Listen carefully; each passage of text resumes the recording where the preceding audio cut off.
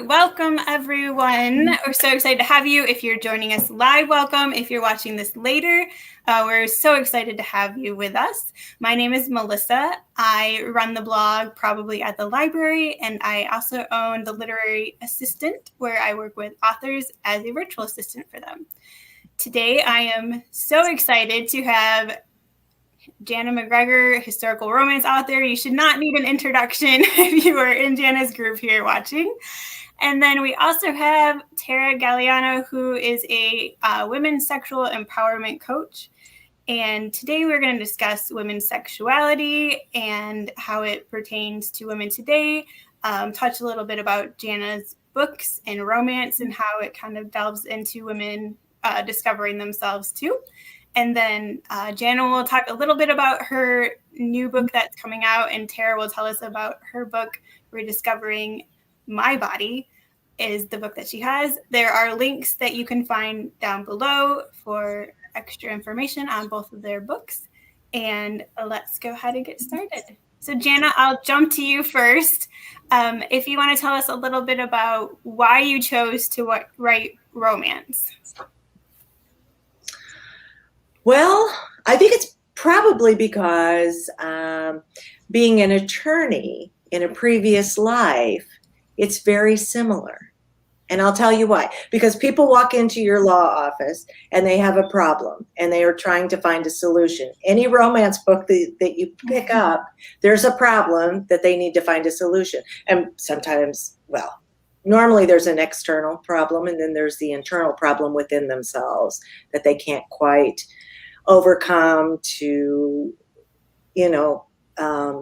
break down that relationship barrier. And so that's what that's all about. And that's what an attorney does. So there you have it. It was just a natural progression. I love it. It made a connection in your mind. That's fascinating. I would not have put attorney and romance writer in the same category. It sounds like therapy. Well, I used to practice family law. And so people would get so mad at me. But if they wanted a divorce, I always told them, come back after you've been to therapy. I don't care whether you both go or whether it's just you. I'm not dealing with the stuff. You need a therapist to handle that. True thing, yeah. And we do the same thing. There's a problem, and then we help them find the solution. Right, exactly. And Tara, do you want to tell us a little bit about what brought about Rediscovering My Body and led you on the path to writing your book? No, I love it. Thank you, Melissa. So it's such a pleasure to be here with you both. And I love talking about romance, and I love talking about sex. And that was the reason why I wrote my book, Rediscovering My Body. And actually, I wrote it a number of years ago. And during the coronavirus, I decided that I need to repurpose my work. And so then I made the book for all women. But where it came out of was from my work with women who'd had cancer and were on a cancer journey, and the impact of that diagnosis and treatment on their physiology, and the grief and the betrayal that they experience, and the inability to tap into pleasure within their bodies. And so really needing to work through some deep, profound, I would say, trauma that created blockages in the body. And so in the process of this class that I was teaching, I decided, okay, I need to create these as exercises and activities and put them in a book. And so oftentimes the first book for a professional in my field is to establish themselves as an expert, and it's for the peers. And I just wanted to bypass all of that. I really wanted to make this for the layperson and be able to have them dive in deep. So it is a guidebook, and it has beautiful illustrations, and it really encourages engagement for the woman to be able to dive deeper into her own process so she can know more about her own body and create and collect the data points of what's true for her in that moment, whether she's struggling with cancer or whether she's just struggling with figuring out what brings her pleasure. I love that. It speaks to all women. True. And Janna, do you find when you're writing historical romance that you're writing different tropes and different characters that are appealing to women? Because we all experience romance and sexuality in different ways. Yeah, I do. And I think, the stories that I come up with, obviously they're ones that I like, because I can't write anything that doesn't interest me. I mean, I just can't do it. So if you look at what I've written so far, I mean, most of my female protagonists are older women, meaning there are roughly between the ages of 25 and 30, which was considered pretty old back during the Regency time. I mean, they were way past their early years, and probably most of them were toward the end of their reproductive years, meaning once they had a couple of children, unless they were in a lower or a middle economic status, they really didn't have that many. So, well, I mean, they did have them, but they were like out of affairs and things like that. So right. And Tara, we kind of talked about this the other day. So no matter what age women are, there is still time in your life to discover yourself. It's never too late. It doesn't happen in your teen years, in your 20s. There's no limit to when you could apply what's in your book to each person's life. Yeah, that's absolutely true. And I just had a couple call me this morning who were in their 70s and had been married for 40 years, and they were really wanting to rediscover pleasure in their relationship. And so I know that's true for all people, but particularly for women, because we're ever evolving and we're always changing, that we are dynamic and that we give life. I mean, so there's so many hormonal changes and there's so many reasons why our body is in constant flux. And so to be able to own that and to know our own erotic sovereignty is a powerful process. And that's one that I help women understand more about. That's fascinating. So and each person really experiences what sexuality is in such a different way. Like we think of, we just the end all be all, I think sometimes that we get marketed at us is to be in a relationship. You have to be in a relationship to find yourself, to be sexually whole. But that is not the case. And Janna, I think your characters also, you touch on discovering themselves before they find a committed relationship. Obviously, if we're reading a happily ever after, we know that there's going to be a relationship that finds itself in the end. But how do you find it to be the right characters? Have you written any characters? Do you have any examples of ones that really find themselves before that relationship? Yeah, I think if we look at, and I just happened to pull the book, the bride who got lucky, and then the new one, A Duke in Time, both of the women are very familiar with their body. One of them, particularly Emma in this one, she's masturbated quite a bit, but she's never brought herself to orgasm.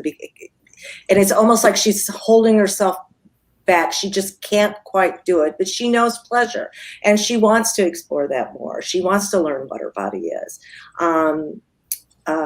With Kat in A Duke in Time, she does know how to pleasure her body. And I just finished reading Lorraine Heath's new arc that releases in September, The Duchess Hunt.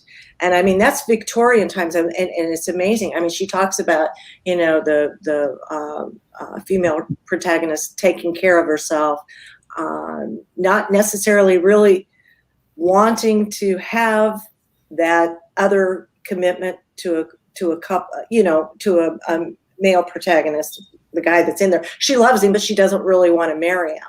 But she goes ahead and she finds her own pleasure by herself and thinks about it. And so it's very empowering, I think, to think about that. Because if you can take control of your body, then you can take control of your life and the world that's surrounding you and be truly an independent person, I think. And I try to portray that with my characters in those books. And it works, I think. They liked it. I think you touched on, Tara, also kind of tying into that concept of, I believe it was you said in Ayurvedic, where if you're not using your sexuality, it's a pillar of life that you need to be cultivating. Yeah, that is an active force that we can certainly all tap into. And I love what you said, Janna, about how if a woman claims her body, she can really claim her life. And that is the essence of sexual empowerment, is that when a woman knows her sensual desires, that's foundational before she can get to the erotic desires. And that all women, I would say, want that, but they need to come back to the basics of what is true for them in their body, because the pathway forward looks so different for every body, for every woman, for every person, and that the discovery process starts within. Yeah, yeah. I agree with that. And, and I just want to touch a little bit on the historical concepts of this, because, everybody, when they think about the time period that I write in, a lot of people hone in on Jane Austen and how, very quaint and modest, a lot of the characters are marrying vicars, there's no real sex. There's not really even kissing that goes on in that. And I mean, that is just such a small sliver of what actually transpired during that time. Because if we take a look at, one of Jane's biggest fans was the Prince Regent, who became King George IV.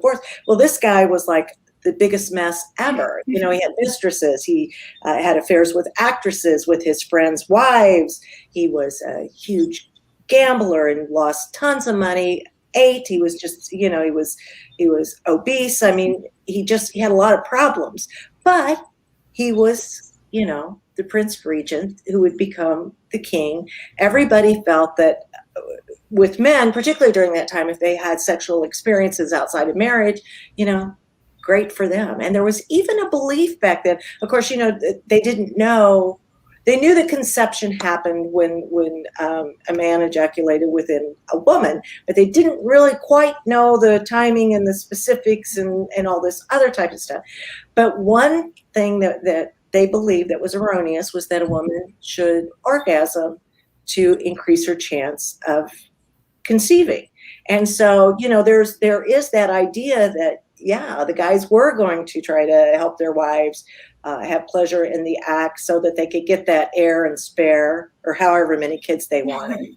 Of course, that's not the case. But what's interesting about, if that concept was in society back then, and it was, then, women are smart. They know that kind of stuff. If they know that that's what their partner is trying to achieve for them, you don't think that they're not practicing that on themselves? Of course they are.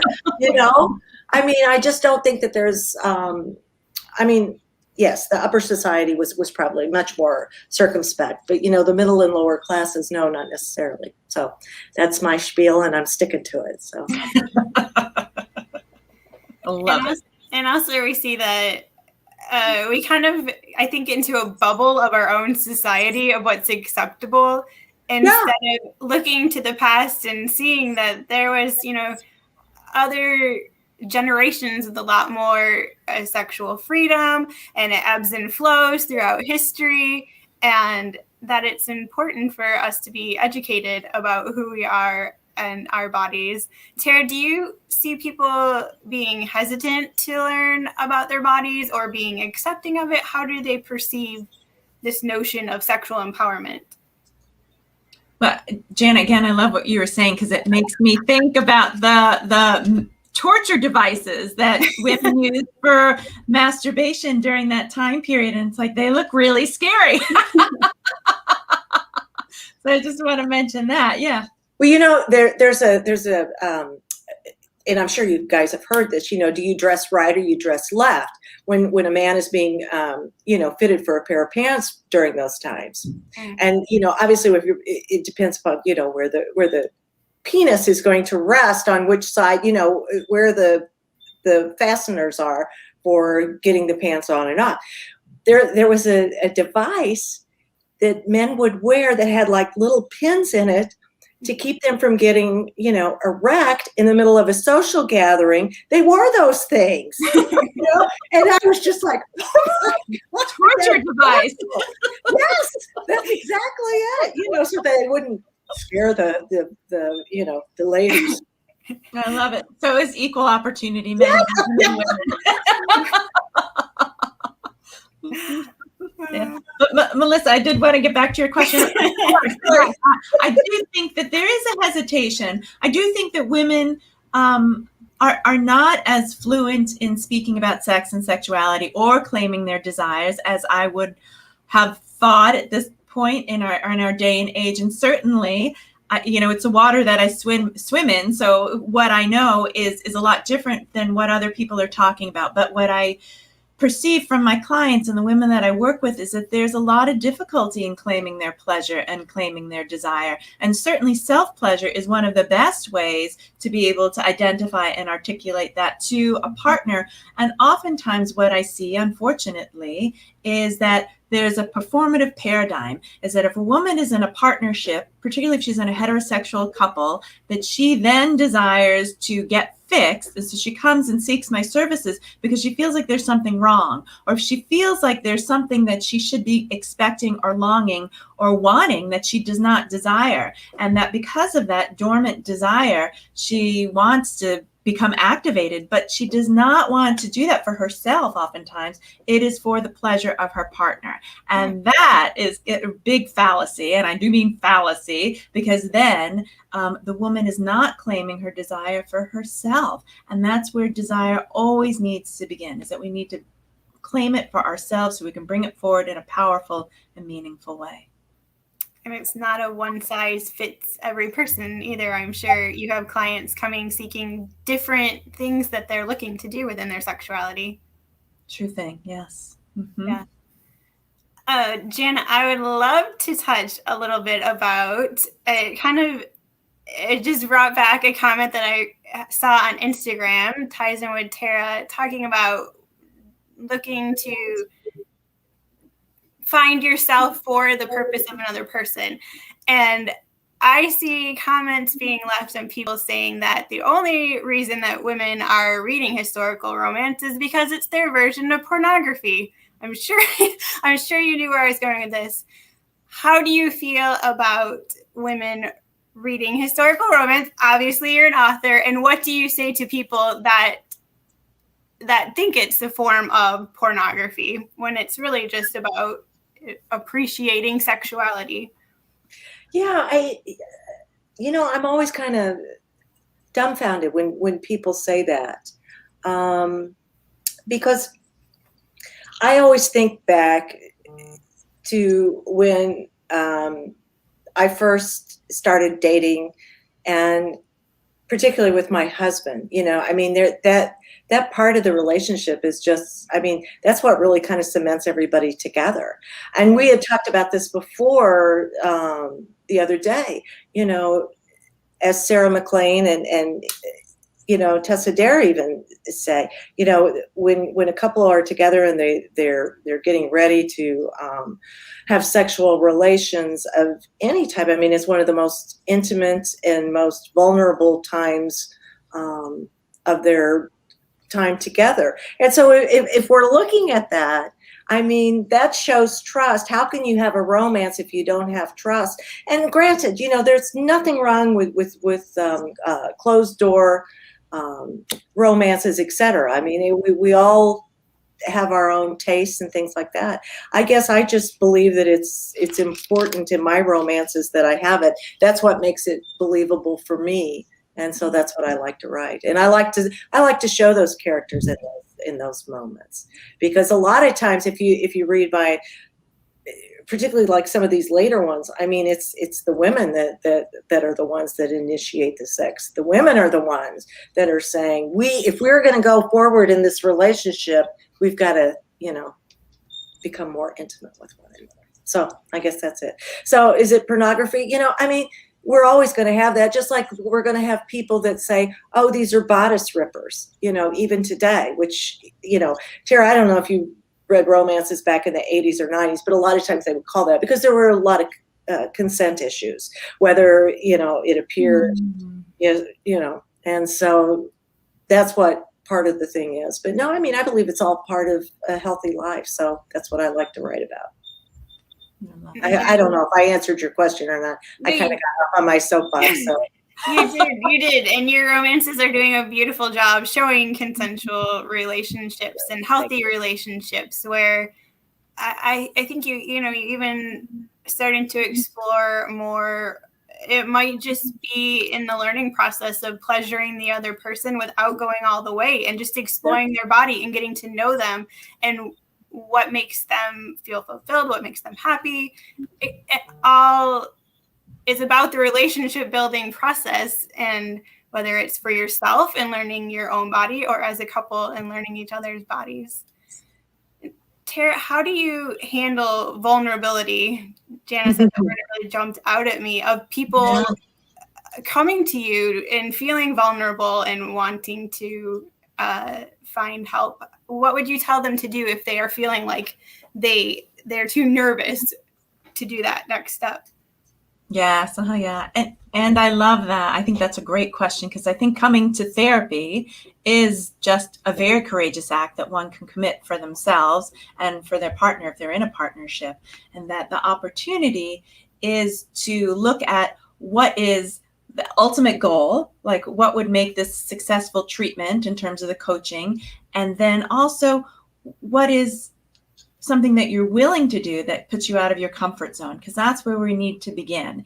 Is that you need to begin with the baby steps that are sustainable. You can't jump from 0 to 60. And oftentimes people have that expectation that all of a sudden I'm going to have mind-blowing orgasms at the same time with my partner, and it's going to be penile vaginal intercourse. And that's really this thought that that's what it should be. And we really need to step back to where we are in the present moment and come back to the sensations that bring us pleasure. And it may not be that. And I'd say by and large, for most people, it is not in this moment. So I like what you were saying, Melissa, about the exploration of the body, and that is a wonderful first step, that it is not about penetration or intercourse, and it's not about every touch is a demand for sexual contact in that way, but it is more about the contact for pleasure. And so I'm exploring my pleasure through the sensations of touching your body. And so the more that I'm able to follow my own pleasure, the more that I can then find where your pleasure lives within your body. And I would say that's a great activity for couples to explore. Oftentimes, especially with this performative paradigm, we're seeking to please the other person. And if that is the goal, then you're never going to deepen into the process. And it is the process that is actually going to give you the fruit of what it is that you want.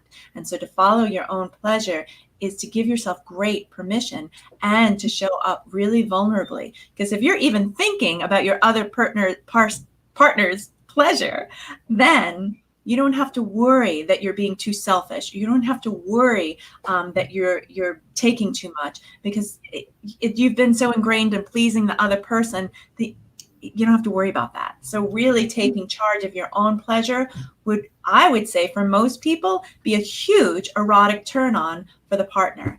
And wow, when somebody can do that in a powerfully confident way, that is so sexy.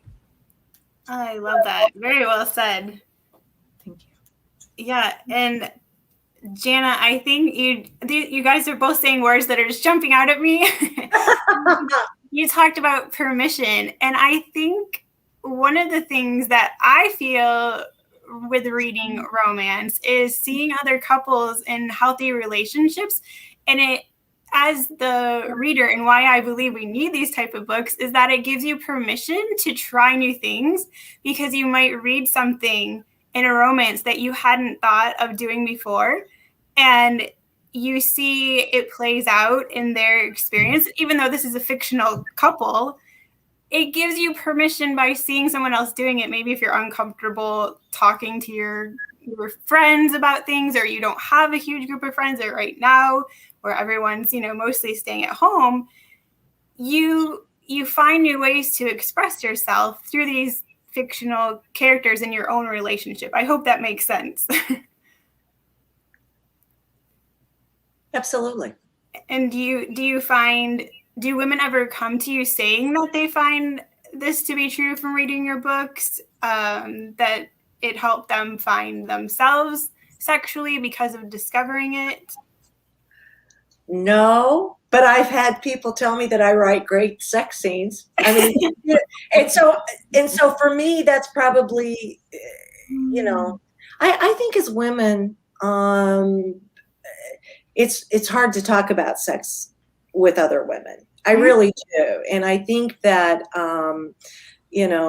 perhaps that was their way of being able to say, hey, yeah, I tried some of this stuff with my partner. So I don't know, I think you should take it as a compliment. And yeah, I think if they probably would feel uncomfortable saying, "Oh, hey, I tried this out in the bedroom and it was great." Yeah. But I do think it's an important job as a romance author, because you're helping women see the creativity that can be explored in new and fresh ways, and hopefully see healthy relationships explored in the books that you're writing. So yeah. And I think too, and we talked about this. I mean, I just think the last year and a half has been so difficult for everyone. And I think about all the people that have been living, with either just their partner or living alone. I mean, that sense of isolation. I mean, that is so tough. And I mean, the price that we have paid in terms of anxiety and depression, I mean, I think we'll have it for a while. Thankfully, hopefully we're coming out of this. But I think romance, and I think books like Tara's are a godsend, because it gives us an opportunity not only to escape, but to, as importantly, to find out more about our own bodies, as because we really do see how vulnerable we are when we were in that lockdown. And so to be able to find out more about who we are as an individual with Tara's book helps out a great deal. They need to be like a box set, a romance book, Tara's book would be a great package deal. Tara, do you have a few tips that you could offer to anyone watching, just some easy ways that they could start discovering their bodies? I do. And I've really been cogitating on what you were saying, Janna, earlier about the pornography piece, because I wonder about the place of pornography in our lives and why that exists. And oftentimes, I love it. Yes. And I would say erotica is different, because erotica, for most people, or for women, is really the engagement of the mind, and that pornography can be, but also there's this mindless quality to it. So when we engage in those activities, what is the point of them? And not that anything is right or wrong, but to notice how it stimulates us. And if we use pornography, then are we more engaged with our partner, or are we not? If we use erotica, then are we more desirous, or are we not? And so really looking for what the outcome is in terms of why we're engaging in that, and how is that fulfilling us, and how does that enhance our relationship with our partner, or how does it not? And so the piece, or the tip that I would like for people to engage in, is really more curiosity and observation, because the mind is the most important sex organ. And that's why we read romance novels. And it is the ability to fantasize about things that create so much desire and arousal in us as human beings, that sometimes it is the engagement in those activities, but sometimes it's not. Sometimes it is just the thought that is so powerful. And when we're able to tap into our erotic mind by ourselves and know it so clearly, and be able to speak that to our partner and express it, that is a powerful vulnerability, and it is a powerful opportunity for connection. And so if you can do that in terms of rediscovering your body, that is a potent tip. That's probably the best tip I can give you about claiming your desire and expressing it to your partner. But it all begins in here, and then coming into the felt sensations of what it is that feels like to have that thought. Is it because it's taboo? Is it because it's just titillating? And who knows? And again, there's no right or wrong, that it is just a thought, and that you can feel into it and see how it makes you feel. And that's really the most important thing, that you give yourself permission to have that experience, and then speak about it with your partner to see if there's consent to even explore that. So beautiful. It really is. And I just want to expand on that just make one comment about it. I was at a presentation with Eloisa James one time, and she had read a study, and I can't remember where it was from, but they actually did research on women that read romance novels. And I mean, it's just a no-brainer, but the women that read romance novels had a much higher success in their marriages and they were happier in their marriages. And why do we think that is? And it's not because they have these, unrealistic ideas of what, a relationship should be, but they understand how important not only the emotional but the physical aspects of marriages. Okay, I love that. I want that study. I know. I will ask her and see if I can't find that for you, because it makes common sense, doesn't it? Yes, it sure does. So another reason why we should read more romance, right? Right. Well, since we should be reading more romance, Janna, do you want to tell us a little bit about A Duke in Time that's going to be coming out soon? Basically, you guys, I know that I've talked about this before, but 3 women walk into a solicitor's office and discover that they're married to the same deceased man. And so my new series talks about each one of these women and their journey to their happily ever after. Do they become enemies? No, they become best friends. As a matter of fact, they form their own family, like a sisterhood, because they realize how vulnerable they are as individuals. But together, when they combine that sense of family, they can do anything. So that's what that's about. And it's funny, Tara, I'm writing the last one right now, and the female protagonist is very similar to some of the clients that you've got coming into your office that say, what can I do to fix myself so he can be happier, So anyway, I love it. Glad we talked. Yeah, exactly. So a definite theme of just let yourself be vulnerable, explore yourself, get to know yourself, and then you can explore your relationships and just go on a journey. And I think it gets back to the concept of agency. We have to claim that. And I mean, no one gives that to us. That's ours. And we take it back. And we're so good at not giving ourselves permission. So it's time to let ourselves be free. Absolutely. Love it. Thank you both so much for being here. This was a really fun talk. And I hope that the women or men that are watching really take something from it and want to explore themselves and get to know themselves better.